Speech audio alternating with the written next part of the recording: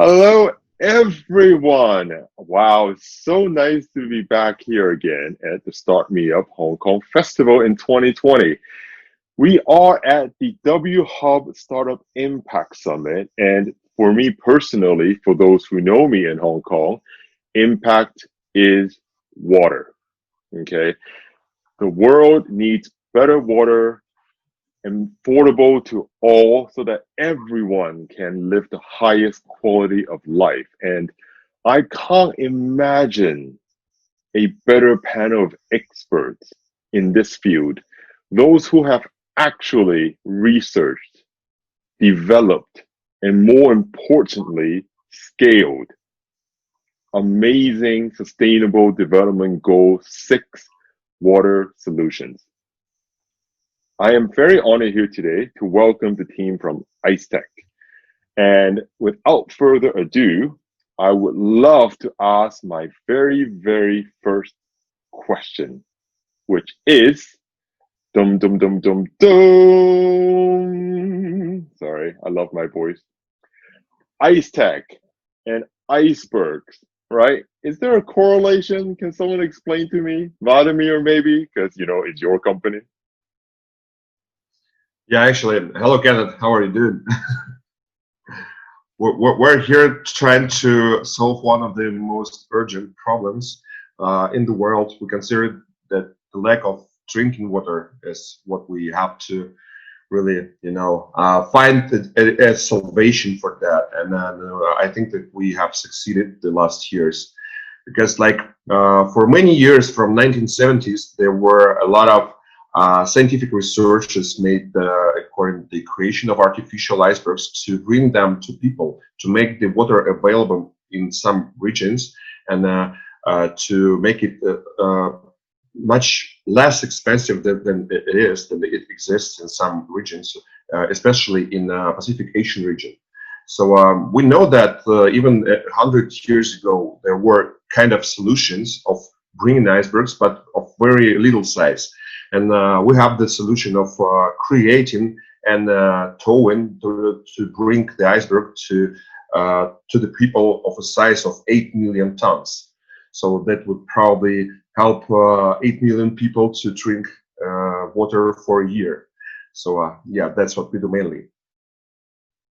I mean, I just keep looking at the beautiful video we have behind you guys. Definitely, it sounds like a combination of ice tech and icebergs. But I always ask founders this very fundamental question: the P word, passion, right? Vladimir, Matthias, if you can both share with me, what makes you passionate about SDG 6? Well, first of all the founders of the company and all the founders of the project have been working with different kind of businesses for many years, and they finally decided for themselves that they really want to help people while they make money, and also the guys who were into scientific research. They also wanted to put their researches into help to people.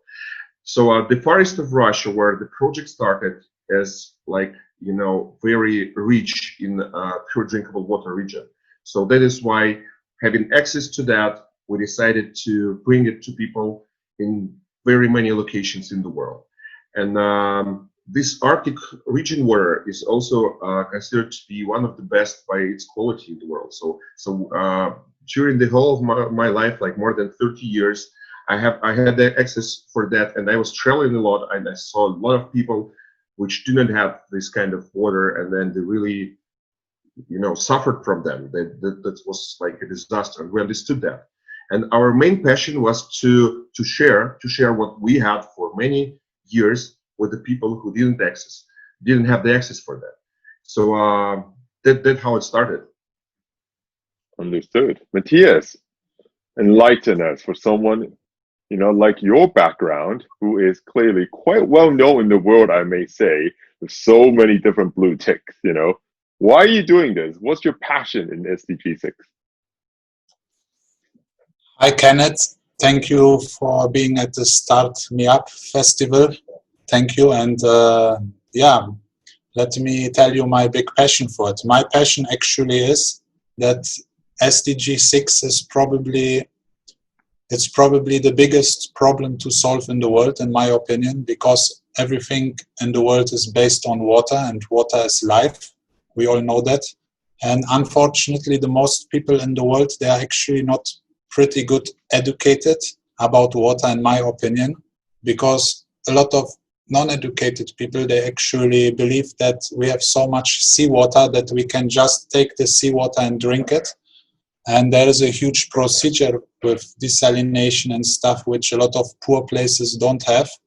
And the concept is simply that this is the largest, I believe it's the largest SDG 6 freshwater supply project in human history. And once I researched it, once Vladimir gave me the opportunity, and I dived deeper and I researched and I talked with some scientists and some disruptive researchers, and they all told me that IceTech it's very feasible and possible and makes sense, then I was really happy to be on that project. And I feel that solving a world problem is like a mission of the Jedis from Star Wars. So it actually improves everything for the humans. So I really love this project, and that's what drives me to give people water, and not in millions, but tens of millions and even hundreds of millions. And this would be incredible if we manage this with this opportunity, what we have.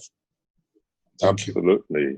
Thank you. And of course, to the ladies now, April, I can't wait to ask you this very important question, because we all know about SDG 6. Everybody knows SDG 6.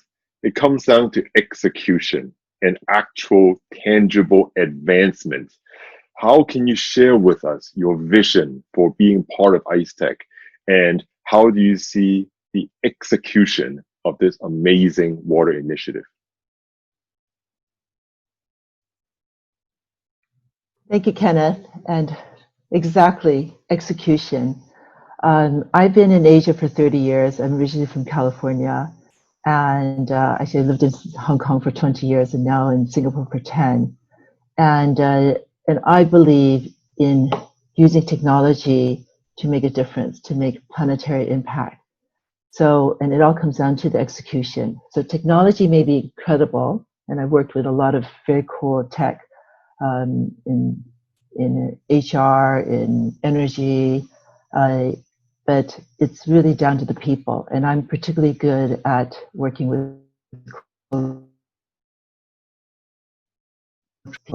now. Why water? I love water. I'm passionate. In fact, this morning I just went I ocean kayaked outside of Singapore, and water is a sweet spot. The world is in crisis, and to me, I work with people in sweet spots. I work in problems with sweet spots, and right now, the IceTech iceberg solution, I think, is a sweet spot where we could actually leverage a affordable, massive, scalable solution to drinking water, and that it could actually create a blueprint to actually solve SDG 6. That's why I'm doing this, and that's why I'm very excited to be here to talk with you and to share this at the Start Me Up Hong Kong with application for the world and also for the Greater Bay Area and also for China. Thank you. And I mean, from what I've heard, you guys technically, are startup in some sense, but you guys also have a foundation. I mean, Melissa, let's come to you. Give us a bit more, right? I mean, really, a startup having a foundation, what's that all about? Thank you, Kenneth. I've been working with nonprofits and NGOs around the world for the last decade, and I'm really passionate about being a part of IceTech from a humanitarian perspective. It's not only a viable solution with a clear commercial benefit, but it's going to help a lot of people. And we are going to establish a foundation to give a portion of the water to vulnerable communities in need. So for every iceberg that's created, one will go towards a charity. So, and there's billions today without water, and this is Water Action Decade, and I'm really concerned and focused on projects that address things with scalability and speed. Absolutely. Now let's get down to what it's important, which are the solutions. Vladimir and Matthias, can you share with us exactly what are the solutions and how do they compare with other, potential solutions in the market right now?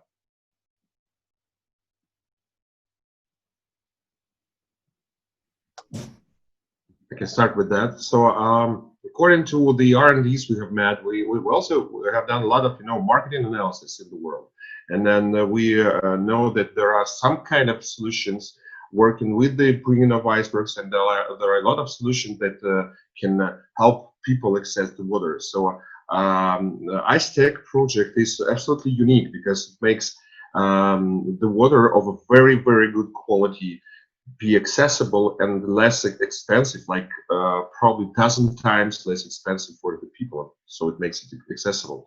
We use the technologies of 3D printing, and the main technology, the main idea is that the natural frost, the climatic resource, is the main one. We do not use any kind of freezers, so that is why it is so cheap for us to create this kind of icebergs. Also, we use absolutely unique technologies to drag the icebergs and to attach it to the vessel that we use. So there are a lot of patents are pending, and which also are done for us. We have the documents right now, and then the main one, which we're really proud of, is the polymeric membrane that we created. So what we do, actually, we create the endoskeleton for the icebergs, and we decrease the melting amount. It is less than 5 to 7%. Amazing. Matthias, anything to add on the solutions point of view?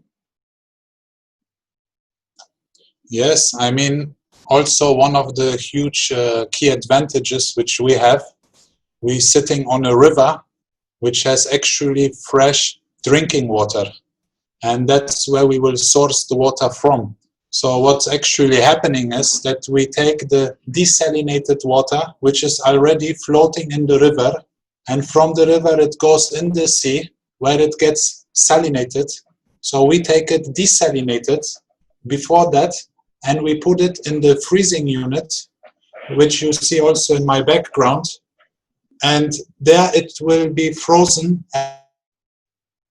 as Vladimir said, with the natural frost. Because this area, it's very, very cold, there's like minus 15 degrees, so everything freezes, it's like logic. And then once it's frozen and all together with this skeleton membrane connected to the ship, it just goes logistics-wise into the target destination, and it's a very practical thing. It's a bit complicated, but it's practical and all in development. So we are lucky to have this opportunity. And we hope that we can solve like 1% at least of the world's needs very quick in drinking water. And, more than 40 countries in the world are already depleting their water supply. So there's really, really trouble going on. Right. And that is definitely a problem in terms of, what the world needs right now. I'm no expert, but if I look at the latest data issued by United Nations and World Economic Forum, I think 1/3 of United Nations countries right now are short on fresh water. And that could only be exacerbated with everything that's going on. So, but this is not a one team job, right? To build real impact, you need to scale, you need to build a community. So my next question is, how do you intend to engage other stakeholders and build partnerships to really make this a collaborative movement with momentum? Matthias, Melissa? I think maybe April or Melissa I would like them maybe to explain this or elaborate it. Okay. I All can right, go thanks, to the Matthias. last one. I think I did mention before about needing a team to make technology work, and I'd like to actually just use the example of the Greater Bay Area in China. I think China, you just mentioned about the world needing a third of the world needing drinking water in the next decade. In fact, it's anticipated by 2030, maybe half, or 2050, half of the world will need drinking water. But China has a serious situation, in being Hong Kong based. Let's talk about Greater Bay Area. This is really very clearly outlined, of course, by Xi Jinping in the 13th five-year plan, is earmarking several really critical economic zones. So the Greater Bay Area being one of them, with the 9 cities and 30 million population. However, the water crisis is very, very real, and unfortunately not recognized by many. So when you talk about creating the momentum, number one is actually awareness. It's actually recognizing the problem. And there's excellent reports by the China Water Risk Group, headed by Deborah Tan, and they have excellent reports documenting, monitoring the shortages that may not be seen today, but that will be seen even 10 years from now. So for instance, of the 9 cities in Greater Bay Area, 8 of them are already as dry as the Middle Eastern cities. And they are further exacerbated with floods like typhoon, and also huge population growth and urban development. So we would have thought that the Pearl River Delta doesn't have a water problem. It does. The water is, and I think with that kind of awareness, to start early than to really to patch up later, that'll be too late. So, and this is where something like IceTech, to bring in an iceberg of something of such a massive scale that is extremely beautiful. Can you imagine bringing in an iceberg in up to Hong Kong, Victoria Harbor? I mean, wow. But that is the impact. It's an incredibly powerful one-step solution. But in fact, that's only only part of it. The arrival of that water still then requires massive logistics, distribution, coordination for people, for the government, for businesses, for the municipality, and that is where you get the momentum. This is where it's an incredible opportunity for a very large top and grassroots collaboration, and this is where this campaign from a symbol of an iceberg or a solution can actually push down to solving a massive water problem in just the Greater Bay Area. So the article is about thirsty and underwater. Of course, there's also the Yangtze River developed also water challenges, and also Huanghe. These are all hot spots. And I'm just going to close with the idea of a sweet spot. So if we were to look at what is a sweet spot to start this, to create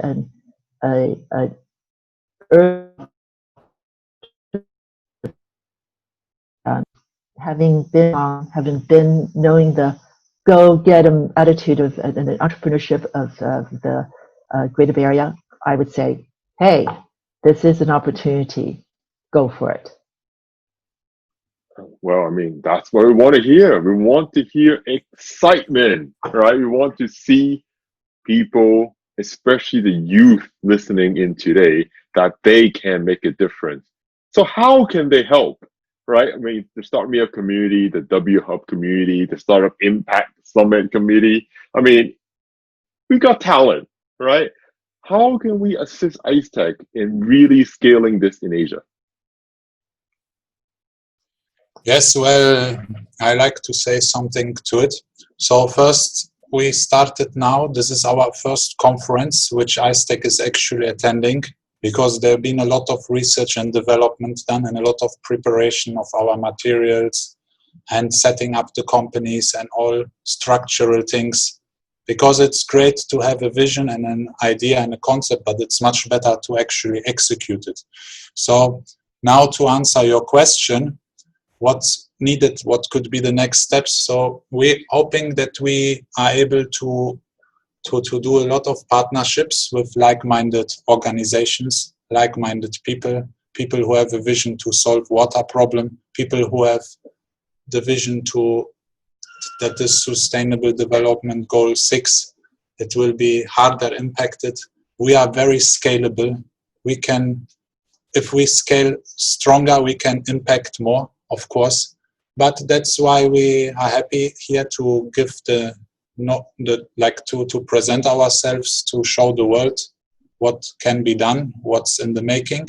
And we are very happy to any corporation, organization, charitable foundation, any funds, whoever, anybody who likes our project we are very welcoming you guys to reach out to us, write us an email, we check it out, we will get back to you, and we can just support each other, like if you guys believe in us, we're probably going to be believing in you, and we'll just support each other. Yeah. And we grow together as a community, because that's also one of the things we are building, a community of like-minded people to make this grow faster. We have our Telegram channels, our news groups, everything is there, and we're welcoming anybody to get in touch with us. Yeah. Thank you so much in advance. Great. And sorry, I'm just going to jump in because on being about building a community and talking about the momentum, and again talking about Asia, we're under Vladimir, we were just talking about the creating a prototype. We are looking at early adopters, ideally to look for 2 cities in China or in Asia to be able to deliver an iceberg in the next 2 years. And we would love to showcase a success user case in the upcoming World Economic Forum week or any other high-profile events. So there's only a couple of spots available. So anybody, as Matthias has said, everybody is welcome. But we're probably gonna looking for a coordinated metropolis city that could actually bring in an iceberg at this scale, hydrate 8 million people over 1 year. This includes logistics, campaign, and more importantly is a changing of the mindset of using water. Water is a very precious, is one of many things of our beautiful planet that right now is in crisis. So I'm going to be just even more specific and also in alignment with, of course, the China's own development plans. So, and China's only one place. There's more places, but right now I'm going for Hong Kong and South China. Yes. Absolutely. I mean, this is a Hong Kong Startup Festival, right? The way we like to end, any of our panels is, again, hoping for each of you to have 30 seconds to really give one advice to young startup founders who are also passionate about sustainable development.